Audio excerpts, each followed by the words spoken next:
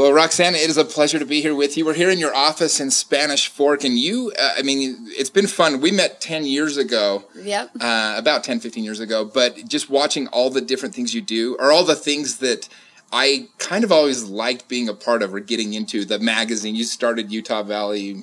Utah Valley Magazine with my brother and sister-in-law. They are, the editor and publisher and so talented. And we decided Utah County needed something of its own because there wasn't anything back then. It's been almost 20 years and there wasn't anything. And so we just basically thought, hey, let's give it a whirl. And we handled all the advertising and marketing side and did that for over 10 years. And then we started adding events into our scheme of things. And, I'm a big believer of transitioning and figuring out when you need to adapt and do something new. And so you always need to be changing and going and, just trying to figure out what's on the horizon. Well, yeah, because, you do these huge conferences, the Utah Valley Home Show. Right. You do the Pinners Conference. That's right. your big thing, right? Right. The Pinners Conference, that's what you're kind of working on now. Because as somebody that throws a lot of events, I know what goes into throwing a great event. Right. And watching your events, I've been a part of it, been sponsors at your events and things like that. But, I want to back up. Were you always this way, where you just wanted to do all these cool things? Or how did you kind of get to become one of the top businesswomen here in the state? I grew up in an entrepreneurial family, and we had a ranch. My dad, we raised us on a ranch, and we learned how to work hard. And I think you just have to be open to possibilities. I actually got my degree in elementary ed, and I taught kindergarten for a year. And as I was there, and it was great, and, I love the kids, and we brought home our paychecks. My husband was also teaching and coaching, and I was making more money in college waiting tables than I was, with my degree. And right. I thought, hey, we got to own our own thing. We got to do something different, and we got to find a need and of what people want. And there just wasn't anything. We actually got into the event business because we had a business magazine at Utah Valley called Business Q, and it's a fantastic local publication. And we went to a conference, and we thought it was not up to snuff. Yeah. And a lot of publications had their own events. And so we just basically said, let's take this over. And we worked with the Chamber and Corporate Alliance and a lot of local, organizations. And we just went from there and said, let's do our own thing. And I think that was our first event that we did. And then the Realtors Association came to us and said, hey, we're doing this home show. We don't know what we're doing. This is crazy. And so we added that, and then we added some women's events, and we've just kind of evolved in that space because it's entertainment. People we live in a culture now and in a world where people do want to be entertained, and they want different kinds of entertainment, and it's just really important. There's something about those expos when you go, and there's just right. these booth after booth. I love them. Anytime I stumble across, I'll see the billboard, and there'll be whether it's the home show right. or the gun show, right. It doesn't even matter. I just love to go, and I'll spend an hour just walking around. Well, it's amazing. With our Pinners Conference, we really vet everyone who's coming. So everyone has to be having a really great product, selling really cool things. And it's really grown where we're in 6 cities across the country now. We have giant national brands who come and, Tandy Leather. It's all things Pinterest. It's DIY. It's home improvement. It's health and beauty. It's cooking. We have cooking classes. There's literally something for everyone. And so, as I'm started as this really local business, and I realized that our clients are huge national brands who are coming to us because they see this value in connecting with the everyday person, and we give them that opportunity. Well, and I think people see the end product. They come to one of your conferences or one of your events now, and it's like, wow, this is really cool. I want to do this one day. But I want to back up because I think the journey of kind of how you got to where you are now is just a fascinating story in and of itself. And so you graduated, you're doing kindergarten. Right. And how did you make the jump? How did you decide, or why did you decide to go into the magazine itself? Matt and Jeanette had graduated with publishing degrees. Matt was working in Idaho. That's my brother-in-law. He was working in Idaho at a publishing company and writing for a magazine. Jeanette was doing newsletters and teaching at BYU, Idaho, I think, at the time, doing just a few things here and there. And Kendall and I had decided, hey, we're not going to keep teaching because we have other skills and talents. Sure. Although Kendall is an amazing coach still, like he coached all of our boys. Well, it really is sad though that the certain professions almost you can't go into if you want to have other things going on in your life. Right? I always wanted to be a teacher. That's what I originally wanted to do. And I coached for 3 years and I just got so busy with other things. I said, eventually I hope I can get back to that. Right. But right now I got bigger goals. Well, and the reality of it is when we started doing our own thing and we just started adding businesses. We started out, this is so funny.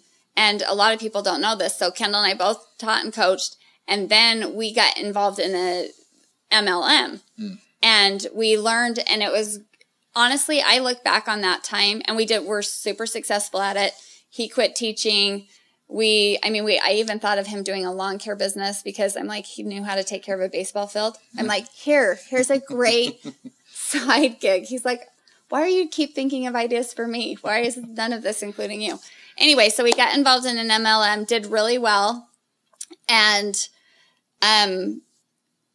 just realized there's principles, business principles that apply to anything in life, whether it be, business, family, all those things are just vital. I think, multi-level marketing has a bad stigma, but I think everybody should try it because some of the best skills that I learned, I picked up. I never jumped all the way in. I worked with, Justin Prince was on this show. He's one of the founders of Modere now. Right. But when I did multi-level marketing for a couple months with him and just the people I met, the caliber of people, they're people that are trying to improve their lives. Right. And that's what I love the most about it. And they do teach you skills. There's some uncomfortable things you have to do. It's just very healthy, I think. We learned a ton. I don't know if you'll need to have Sean Collins on here eventually. He's one of the founders of Costa Vida. Oh, yeah. And basically he wasn't in with us, but we were all in the same, MLM organization, so to speak. And he's now a mission president down in Phoenix. And we went to a spring training game together. We were down there and I just said, he's like, the best times where we learned so many things, where we could actually take those principles and then propel ourselves into our businesses, were from that. That when we were young, married, had little kids, and just, okay, how do we learn these things that we need to learn? And we did. We read books. We listened to Zig Ziglar and, Earl Nightingale. Just all these crazy things. Yeah, that's when you turned your car into a university. And, I remember, it was every day I was so plugged into growing my mind, growing my mindset, all those things. And so there really is a lot of benefits that come out of it. And that's what's so great about these podcasts and stuff, where you can really learn basic principles. I was listening on my way over today. This is so funny. So I'm now listening to Audible stuff all the time. And I was re-listening to How to Win Friends and Influence People, which, by the way, is probably one of the greatest books ever written. But I am garbage at implementing the principles on a rate. Like, I listen to it and I'm like, oh my gosh, how did I forget Roxanne, to I do know this? 50 people that think you're their best friend. I think that you don't give yourself enough credit there. But it is true, though. You when people are trying to improve themselves, you always want to do better, more, right? But it is funny, the principles you hear and you're like, oh man, I need to be better. I need to remember that. How did I forget that? That's so basic. That's why that person doesn't like me. No, but right. It's like basic stuff. Yeah. And there's just always something to be learned, and I think that was a good spot for us. So we started that, and then that gave us the confidence. We started Utah Valley Magazine with no product, nothing, and I was in charge of all the marketing and advertising, and I basically went around selling advertising for a product that didn't exist. We didn't have it. I'm like, we're going to do a magazine. It's going to be super cool. You're going to like it. It's going to be all about Utah Valley.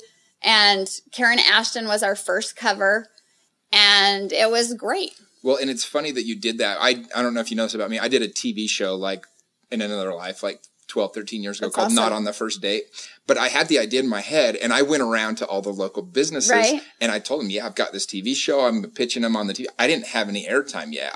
We ended up getting on KJazz on the best slot of the night on Sunday nights. But when I was selling the advertising, no, I didn't have anything. Yeah. You know, I got a $10,000 sponsorship from Seven Peaks owners, you know, and I didn't even have a show yet. By that point, I was like, okay, I researched. I'm like, worst case, I can buy some airtime, but you know, so I can appreciate the hustle. Oh yeah, it was crazy. I mean, I was pregnant too with the whole thing was just insane, and we were profitable from the very beginning. And I think a lot of people get stuck in that. Oh, what am I going to do? How am I going to fund this? Do you know what I mean? Where is that going to take me? And you just got to decide it's going to happen. You know, in our particular instance, we're just like, oh, it'll work out. And it did, and we paid all the bills. And I love it. So how many years did you do the magazine until you kind of started adding other magazines? We started the magazine in 2000. I think we added Business Q in just like 4 years later. We started our events in 2006, and I think I left doing the magazines in 2010. Okay. Ish. Just as we transitioned and they were getting more and more publications. They actually do a bunch of publishing for direct sales companies now, where they'll publish a magazine, you know, featuring their top people. And so it just basically we just kept going, and our event side just kept growing, and I couldn't do and manage both sides of those two teams. So you got an education in elementary education. Right. That's what you got your degree in. So how did you learn all these skills, both for putting together a magazine and then, you know, pivoting into the conferences? In high school, this is so funny. In high school, I was the ad manager for our high school newspaper. Okay. Which is so random. And my father-in-law was actually my journalism advisor. So he set me up with Kendall, which is also very funny. Anyway, so I was a senior when I actually met him, and he was playing junior college baseball, and came home one weekend, and we went on a date and got married a couple years later. So wow, there you go. So I learned some basic things there, ad sales, and I grew up in an entrepreneurial environment, and I'd waited tables. I'd always worked hard, and I just think it doesn't matter you can learn any skill. I was talking to my brother-in-law the other day, and he was talking about how he's a high school principal, actually. And I said, well, Mike, how do you deal with your people, like your staff? How do you, like, if you have somebody who's not cutting it, how do you fire people and, hire people and whatever? And he says, I have this teacher who's like a 10 on the teacher scale. Like, he's awesome, really good teacher. But on the get along with everyone and staff scale, he's probably a 3. And he said, and this guy's leaving to go to a different school. And he said, I'm kind of glad, because I'd rather have somebody who's a 7 teacher and a 7 staffer. Yeah. Do you know what I mean? It just creates a better culture. It creates a better culture. And so I think for all of us, as we, grow and learn, you just think about that and you think, okay, I can learn, because you can train anyone to do anything. Basically, you can teach them.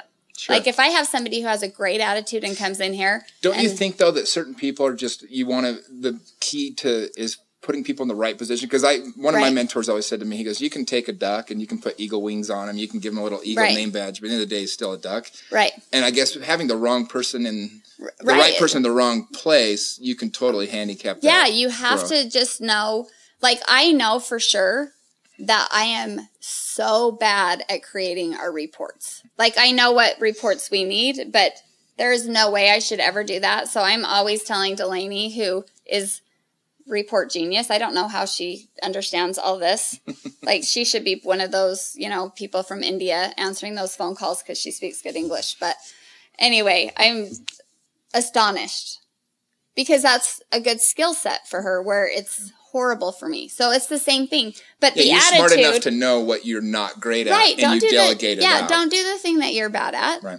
Like, there's things that I should never do. People always ask me, they're like, how do you travel so much and do all the things you do and still have, you know, one of the top real estate teams? It's like, I have a team and I have people that are so much better than me at those things, right?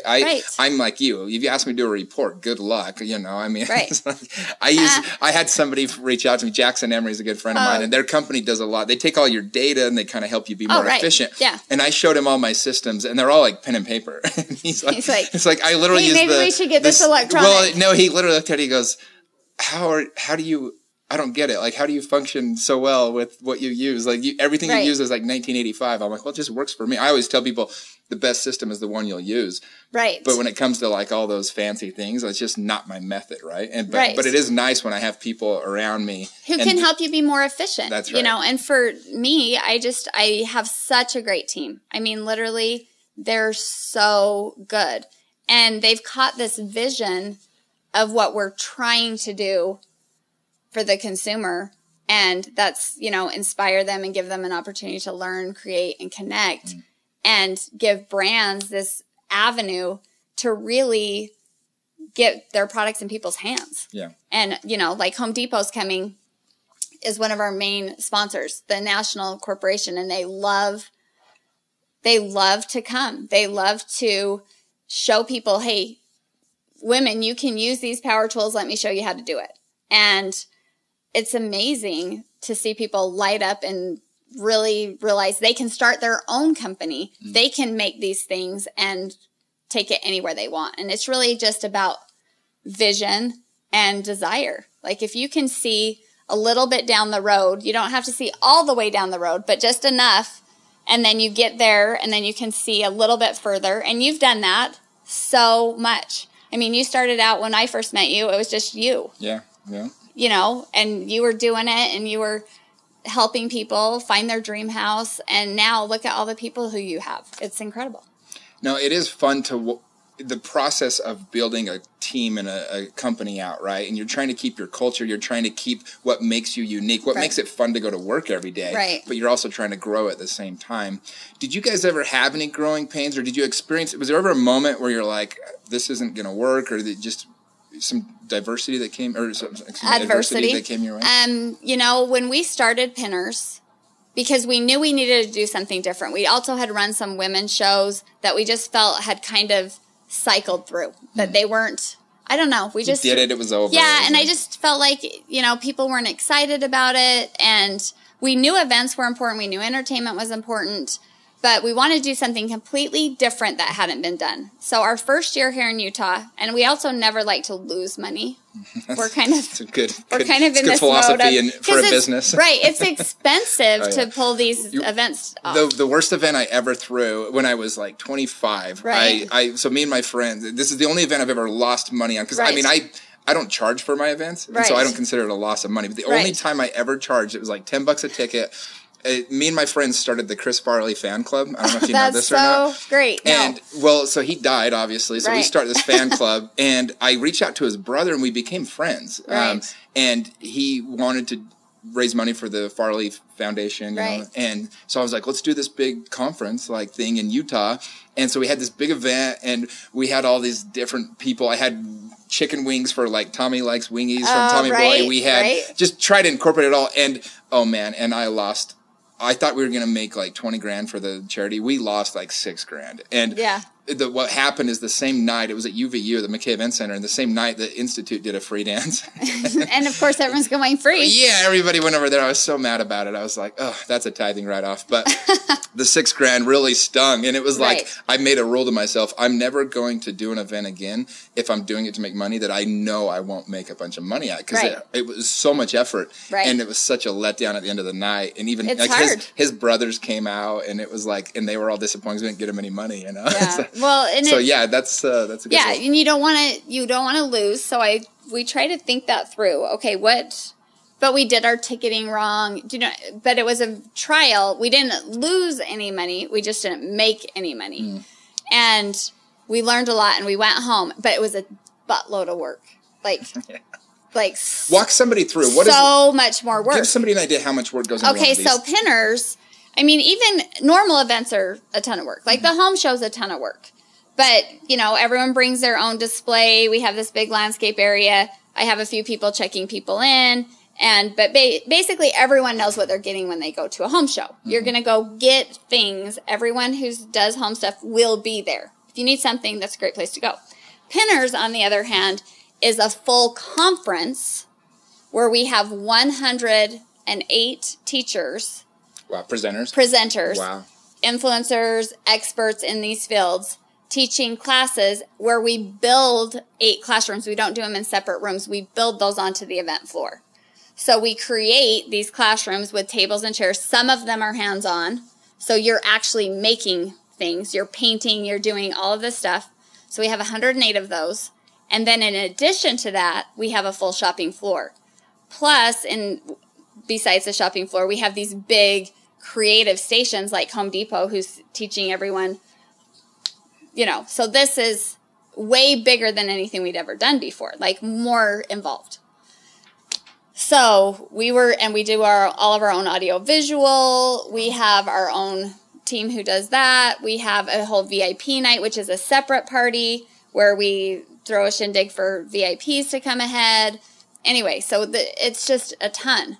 And after that first event, when you make zero money, you're like, oh my gosh, was this a good idea or not a good idea? Because you worked for free for 9 months. Yeah. So then we tweaked a few things and we thought, okay, it was scary and we didn't know. And then the next year, and we lost all of our vendors because, of course, we didn't have enough people because we limited it because if you didn't buy the ticket for classes, you couldn't come. And so we had these people who were all coming, but during classes, there was nobody shopping, right? There's nobody How there. stupid. I mean, it's like you don't even, how did we not think that ahead? You need more people like me that ditch out on the classes. Right. Me just too. hang out on the floor because we're like socialized. We're like 10 minutes in the class. I've been to so many real estate seminars over the last 15 years. It's like every time I go to one now, I'm like, I'm going to go check out the floor. I know. So it's insane. But then we tweaked that, and now we have a general admission ticket so people can come just check it out, which 60% of our attendees just do that. I bet. And so it was scary. So then we did it the second year, and we're like, oh, yeah, we got it. We figured it out. The third year was awesome, and we decided to add Dallas and Phoenix. So you're doing 3 times in 1 year. Right, in different cities. But when we got to Dallas, you talk about adversity, we had only sold, how many tickets was it? Do you remember how many tickets it was? Sorry, I'm asking our people here. We hadn't sold hardly any tickets, pre-sold tickets. Like 10% of what you were hoping. Like nothing. It was insane. And we're all there with all of our stuff. We'd flown all of our team down. Oh, wait, you still hadn't sold any tickets at this point? Hardly any. Not even enough to shake a stick at. Okay. And we got some good PR coverage because we use a PR company. Mm-hmm. And our coverage was great. And all the news stations came out because it's so cool. Yeah. Pinners Conference is just, if you haven't come, it's really amazing experience. And it's so energized. And we knew that. And so we were like, other cities might like this. And then people just started swarming in the doors. We didn't have enough people. We couldn't take tickets fast enough. The line was wrapped all the way around the building. We do it right across the road from Dallas Stadium at their convention center there. And it was just mind-boggling. And so I was so grateful. I legitimately stood in the hall and cried because I was like, oh my gosh, thank you. I thought this was a good idea. If you've never thrown a big party, you don't understand the anxiety before the event starts. Because you're like, okay, are people going to come? Is this going to be fun? I've literally thrown 200 pretty large parties in my life now, And even now, every time, I threw my fireworks show last week, and it about 6:30, you're like, okay, hope you're people like, start please coming, let people come. No, legitimately, and I do that every single time. I'm like, same. I think no matter how many you do, please send people.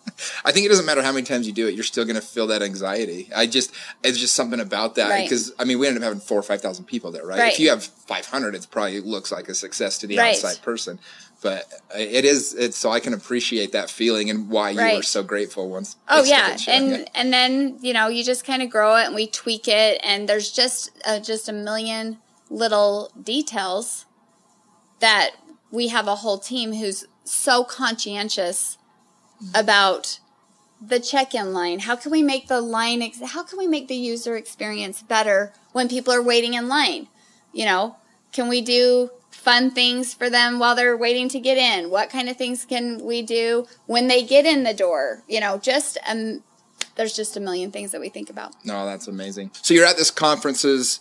You're meeting so many amazing people. What sets you guys apart? I know Pinterest in and of itself, I really enjoy using it. It's where I get all my home decor ideas. It's fabulous. And I also have all my different little boards. I have my dream board where I want to travel. I'm a big traveler, so I have that one. And then I have a board of like, I have this vision of what, you know, my ideal life looks like too, and I have that one set to private, which is kind of fun. So it's kind of like a place to put your vision board, right? Kind of like a vision board. So anyway, but what makes the Pinners Conference such a unique, and why are you guys being able to grow as fast and as well as you have? Because it is ever changing.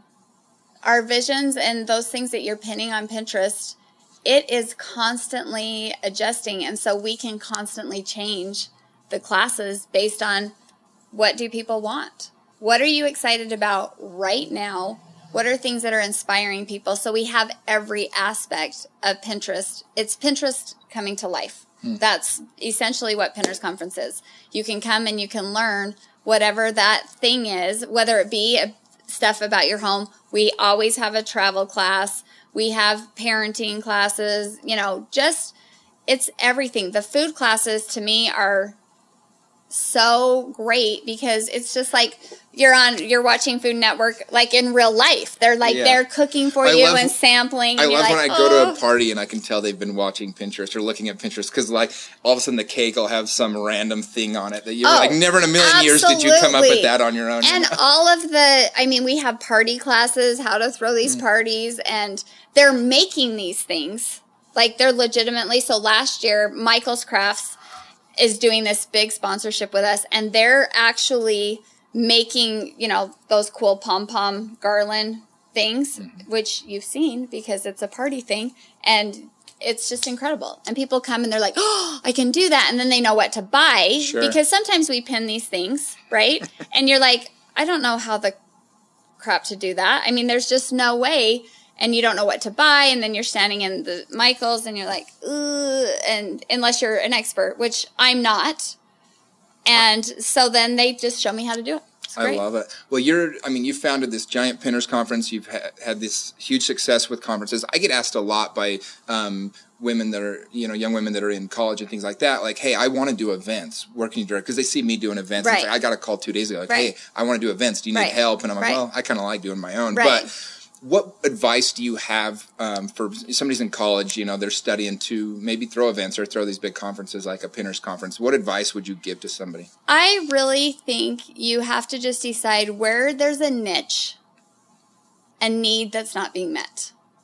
So there's tons of companies who are looking to have their own events, you know, like even real estate companies where the owner doesn't want to do it, or big companies like Domo, or, you know, they all throw these giant parties for their teams and for their staff, and it just grows from there.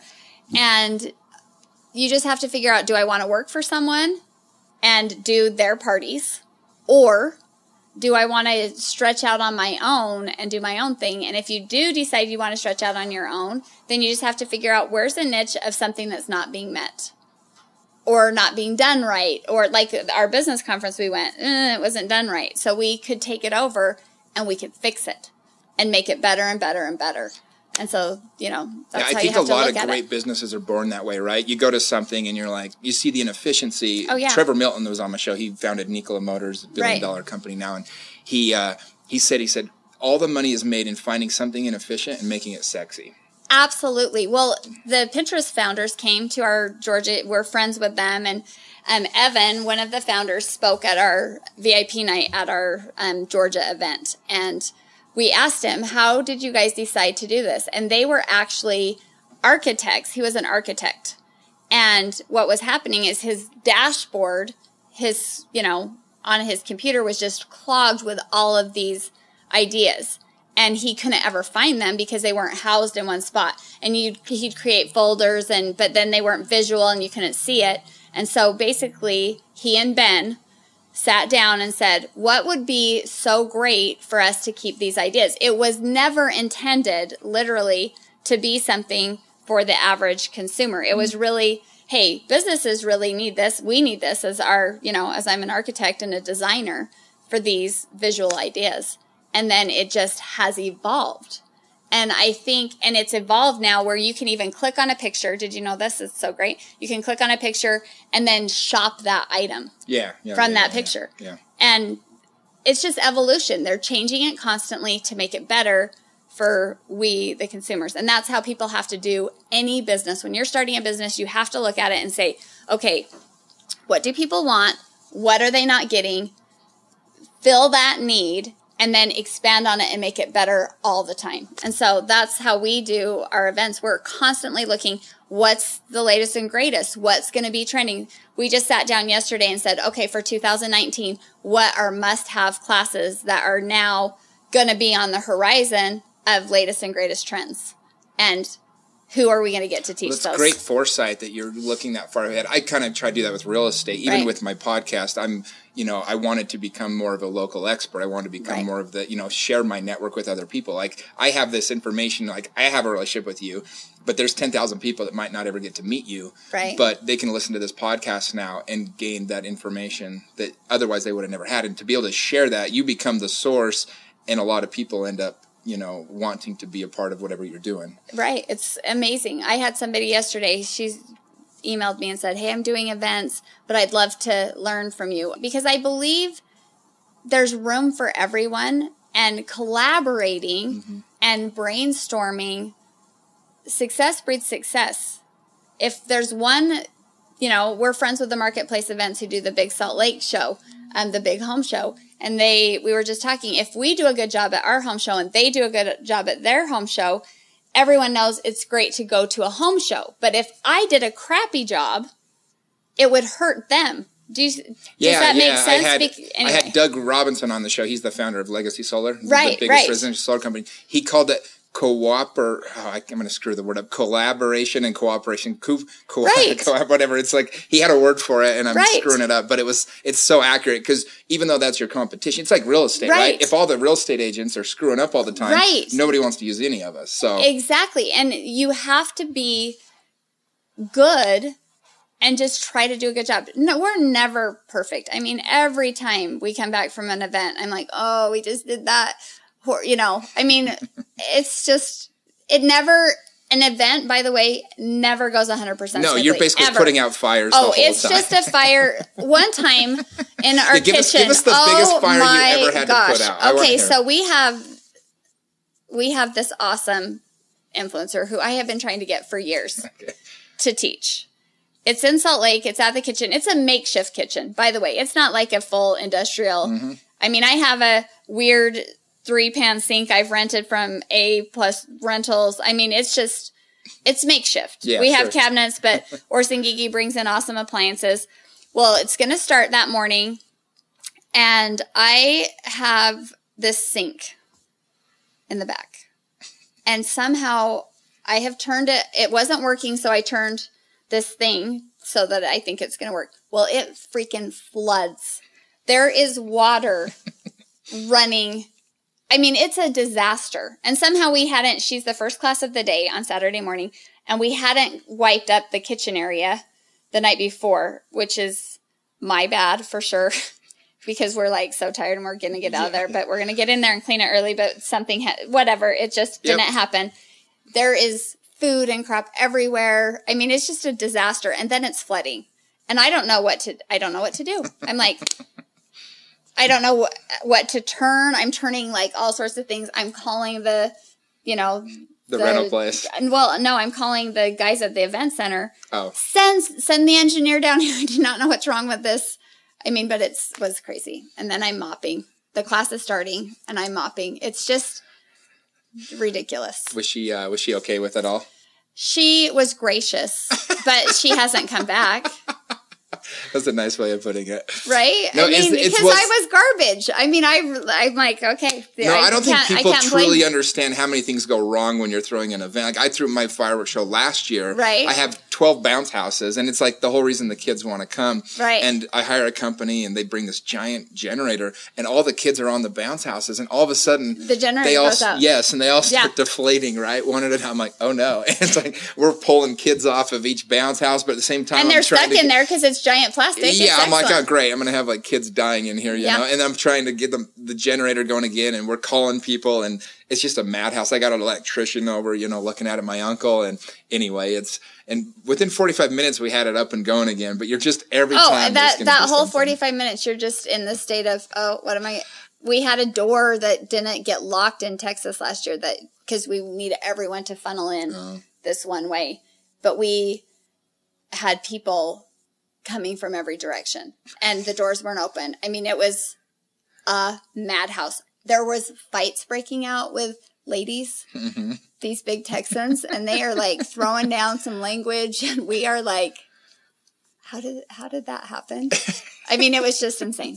So there's always, by the way, there's just always something. I have a million stories. Yeah, well, I rent out a lot of movie theaters for my clients, and I used to just have assigned seats. That was whatever your ticket was. But then some people would sit other places, and then people started fighting. Yeah, and I would go in with two of my closest friends that don't know each other, like getting in a fight over these seats, and I'm like, oh my gosh. So now we just do open seating. It's come. There's no VIPs here, okay? Yeah, if you first get here come, on first time, serve. that's right. Yeah, No, I love that. Well, fast forward a little bit, you obviously you do all this business stuff. You're one of the best networkers I've ever met. Do you have mentors or people that you look up to? Who inspires you, or who do you go to for, you know, as a leader in the community? That we're at this point in our business where this is really an important question for me, because I will sometimes go to people who I've gone to in the past and ask these questions, but we're at this weird growth kind of nationally where it's hard for me to find someone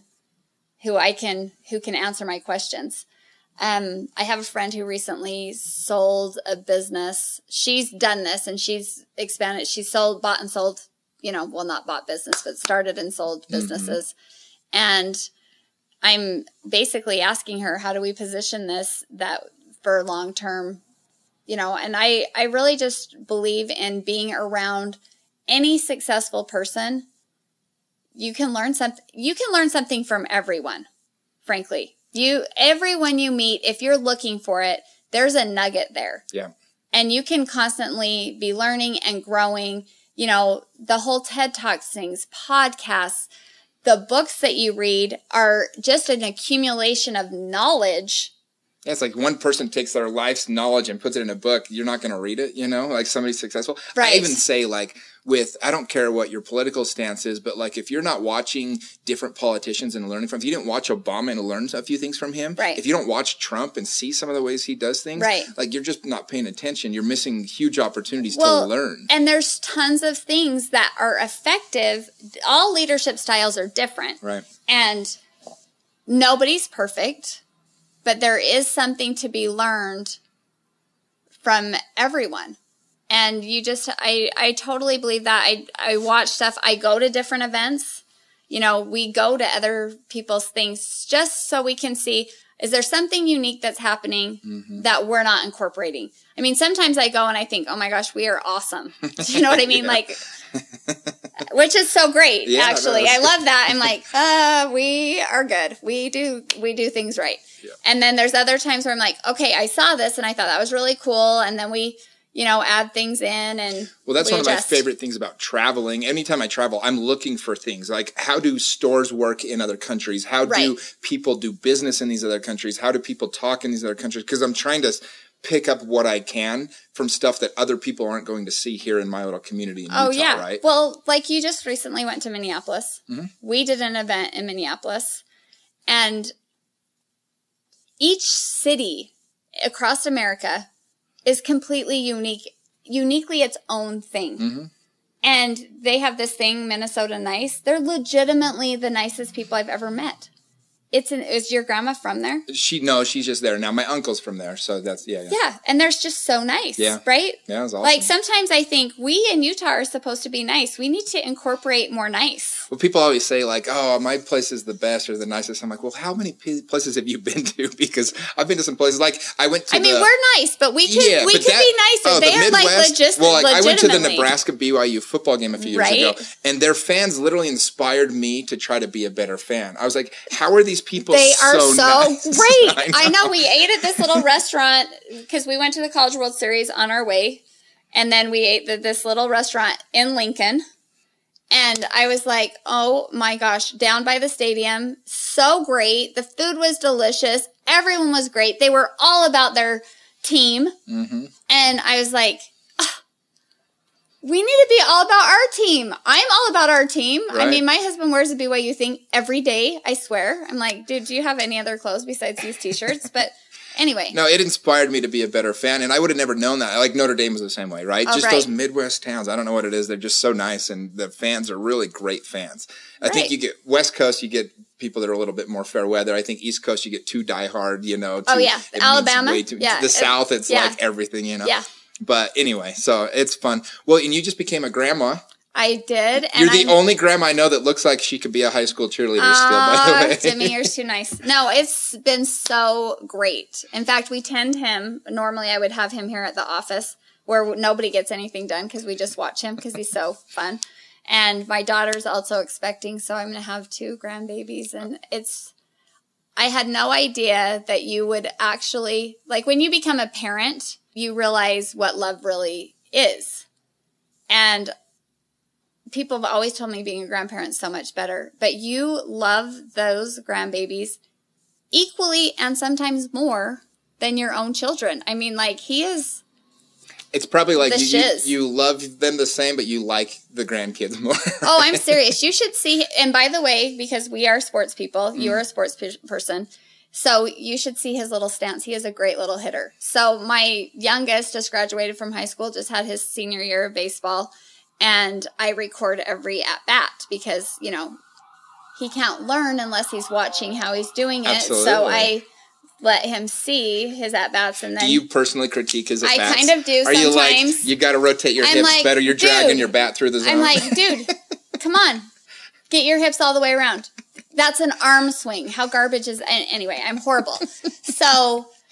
that's one of my parenting flaws, but I'm not going to blow sunshine. So this little dude, I got him a tee.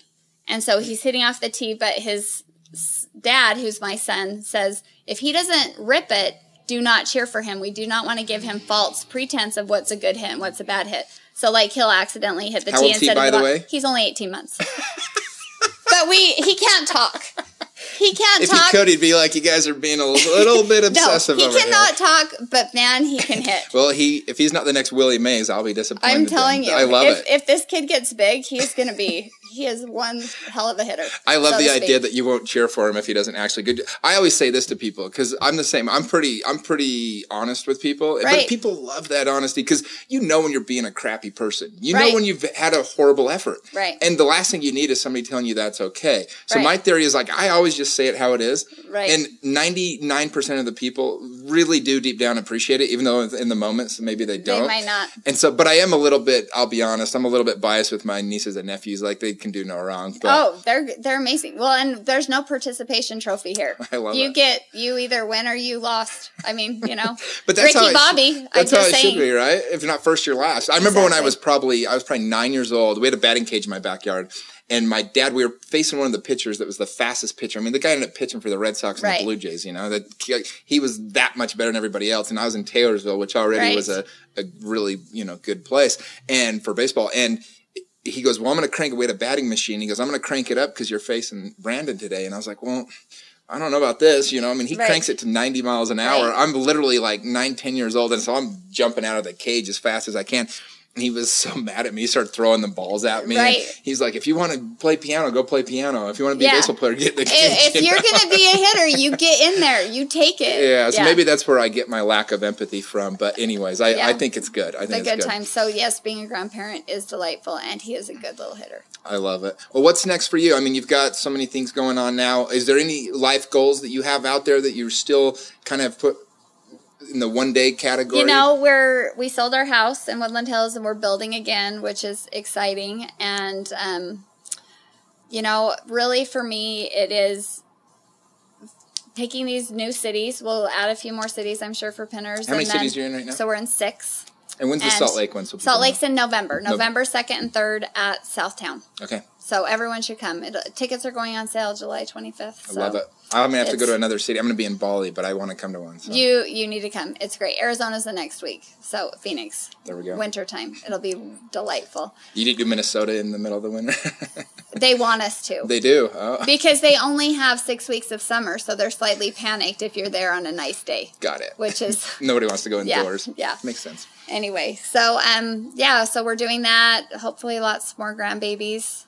I have 3 married kids and one who's just heading out on a mission, and it's exciting times. I love it. Well, you are an inspiration. You're one of the best networkers I've ever met. You always are a happy person. And you know what you really do well, and maybe you can end on this, is how do you make everyone you come across, you make everybody that you come across just feel important to you? Is there something is that just who you are, or is there a skill there that people can take away from that? I really wish I was even better at that. I think sometimes the people closest to us, we are harder on. Mm-hmm.